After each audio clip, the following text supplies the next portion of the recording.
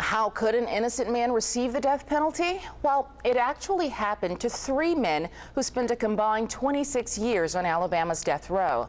Tonight, in a special report, they share with Cynthia Gould their thoughts on a justice system that went terribly wrong. Randall Padgett spent 3.5 years on death row.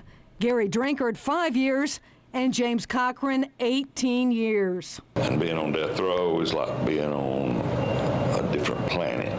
Each was eventually found not guilty in retrials, but they are still haunted by the ordeal of being locked away, awaiting execution for murders they did not commit.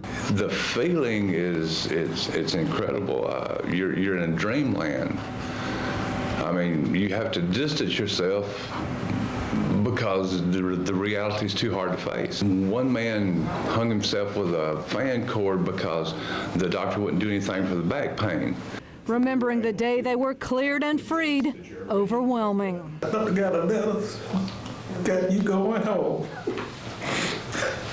And then when I didn't want to leave the other guys, I didn't want to leave them. I had been there with them so long. Didn't want to go.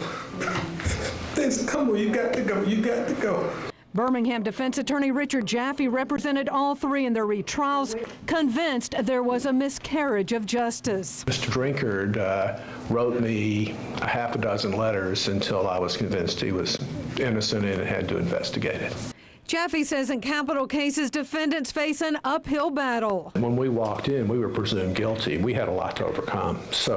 But juries, after they saw a full investigation and all the witnesses and all the evidence, realized they were innocent. Jaffe says to avoid these horrible mistakes, the accused must have fully funded defenses with thorough investigations and skilled attorneys to present them. I used to think that in the United States of America, if you was innocent, you had nothing to worry about when you went to court. But I found out that's not true, and it can happen to anybody. Still, they are thankful to be free. Life's good. I mean, every day you wake up to the sunshine, life's good. I mean, you know, it's a struggle, but life is good. But they can never regain the lost time, the chance to watch their children grow up. All 3 now spend time working with Witness to Innocence, a group that helps to change minds about flaws in the death penalty system, and they do believe their stories have changed attitudes.